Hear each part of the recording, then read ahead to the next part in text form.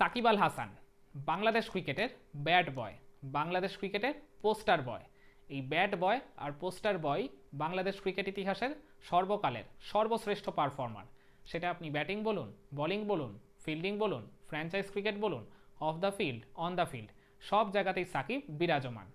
তা মাঠের মধ্যে বা মাঠের বাইরে তিনি যতই আর কি তর্ক বিতর্ক আলোচনা সমালোচনায় জড়াক না কেন, কিংবা মাঝে মধ্যে আর কি তার সমর্থকদের সাথে আর কি নানান রকম অনাকাঙ্ক্ষিত ঘটনাও তিনি ঘটিয়ে ফেলুন না কেন, মাঠের মধ্যে ব্যাটিং অথবা বোলিংয়ে কোনো না কোনো একটা ফিল্ডে তিনি পারফর্ম করে সবসময় সেই ভক্ত সমর্থকদের হৃদয় বরাবরের মতোই জয় করে এসেছেন।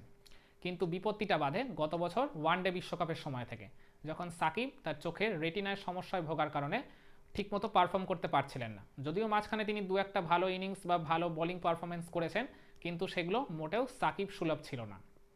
তো পাকিস্তানের সাথে আসন্ন এই টেস্ট সিরিজে তিনি কেমন পারফর্ম করতে পারেন, চলুন সেটা নিয়ে না হয় আজকের ভিডিওতে আলোচনা করা যাক। তার আগে একটা কথা জানিয়ে রাখি, 2022 সালের পর এই আগামীকাল থেকে শুরু হওয়া এই টেস্ট সিরিজটাই হচ্ছে সাকিবের প্রথম পূর্ণাঙ্গ টেস্ট সিরিজ। লাস্ট তিনি পূর্ণাঙ্গ টেস্ট সিরিজ খেলেছিলেন 2022 সালে ইন্ডিয়ার এগেনস্টে। আচ্ছা, আমরা যদি সাম্প্রতিক সময়ে সাকিবের টেস্ট পারফরমেন্সটার দিকে যদি একটু নজর রাখি, তাহলে লাস্ট 5 টেস্টে মানে 9 ইনিংসে তিনি রান করেছেন 278, তার গড় হচ্ছে 31। সেখানে তিনি হাফ সেঞ্চুরি পেয়েছেন মাত্র 2টো, আর উইকেট পেয়েছেন 12টা। মোটামুটি আর কি পারফরমেন্স একটা বলা চলে। আর লাস্ট 10 টেস্টের যদি আমরা পরিসংখ্যান ধরি, তাহলে লাস্ট 10 টেস্টের 17 ইনিংসে তিনি মোট রান করেছেন 575, তার গড় হচ্ছে এক্ষেত্রে প্রায় 34, হাফ সেঞ্চুরি করেছেন 6টা, আর এক্ষেত্রে তিনি উইকেট পেয়েছেন মোট 27টা, কোনো সেঞ্চুরি পাননি।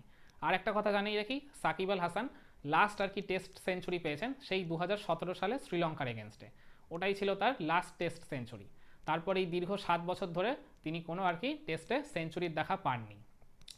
তো আর কি সাকিবের মানে ক্যারিয়ার মানে গড়ই হচ্ছে, ব্যাটিং গড় হচ্ছে প্রায় 39, সেখানে লাস্ট 10টা টেস্টের আমি পরিসংখ্যানে বললাম তার গড় হচ্ছে প্রায় 34। তো যাই হোক, মানে খুব যে খারাপ পারফরমেন্স তিনি করেছেন সেটাও নয়, আবার যে সাকিব সুলভ পারফরমেন্স সেটাও কিন্তু আবার বলা যাবে না। উইকেট নিয়ে পেয়েছেন ঠিকই 27টা উইকেট, মানে মোটামুটি একটা আর কি গড়পড়তার আর কি পারফরমেন্স বলা চলে। যদিও বা বাংলাদেশের পারফরমেন্সই বা কত এমন ভালো, সেটাও তো আর কি খুব একটা ভালো নয়। সেই অনুপাতে দেখতে গেলে সাকিব আল হাসানের পারফরমেন্স ওভারঅল বাংলাদেশের আর কি সব প্লেয়ারদের পারফরমেন্সের থেকে অনেক বেটার, সেটা ব্যাটিং বোলিং দু জায়গাতেই বলুন না কেন। আচ্ছা, যেটা আমি বলছিলাম যে তিনি রেটিনার সমস্যায় ভুগছিলেন, সেই কারণে আর কি তার প্রভাবটা তার খেলাতেও, মাঠের খেলাতেও পড়েছে। আচ্ছা, গতকাল আর কি হাতুরু সিংহে বাংলাদেশের হেড কোচ তিনি প্রেস মিটে এসে বলেছেন যে সাকিব ফিজিশিয়ানের সাথে বেশ কিছুদিন কনসাল্ট করেছেন, বেশ কিছু তার পরীক্ষা নিরীক্ষাও হয়েছে, এরপর তাতে তিনি বেশ ভালো মতোই সাড়া দিয়েছেন।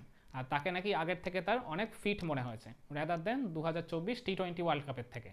তো আর কি তিনি বেশ আশাবাদী সাকিব ব্যাটিং বোলিং দুটো জায়গাতেই আর কি ভালোই পারফর্ম করে দলকে সাহায্য করতে পারবেন। এই টেস্ট সিরিজটা যদি বাংলাদেশকে জিততে হয়, পাকিস্তানের মাটিতে পাকিস্তানকে হারানোর তাদের যে দীর্ঘদিনের স্বপ্ন সেটা যদি পূরণ করতে হয়, তাহলে সাকিব আল হাসানের এই সিরিজে নিজেকেও ছাপিয়ে পারফর্ম করতে হবে। ব্যাটিং বোলিং দুক্ষেত্রেই সমান তালে অবদান রাখতে হবে। শুধু নিজেই পারফর্ম করলে হবে না, সাথে তার দলের যে অন্যান্য তরুণ ক্রিকেটাররা রয়েছে তাদেরকেও একইভাবে গাইড করে তাদের থেকেও সেরাটা বের করে আনতে হবে। এছাড়াও তার দলের অন্যান্য যে সিনিয়র ক্রিকেটাররা, মুশফিকুর রহিম বলেন, মুমিনুল হক বলেন, ক্যাপ্টেন শান্ত বলেন, লিটন বলেন, এদেরকে সাথে করে নিয়ে একটা প্রপার গেম প্ল্যান তৈরি করে সেটা মাঠে কী করে প্রপারলি এক্সিকিউট করা যায় সেটাও কিন্তু ঠিক করে সাজিয়ে রাখতে হবে।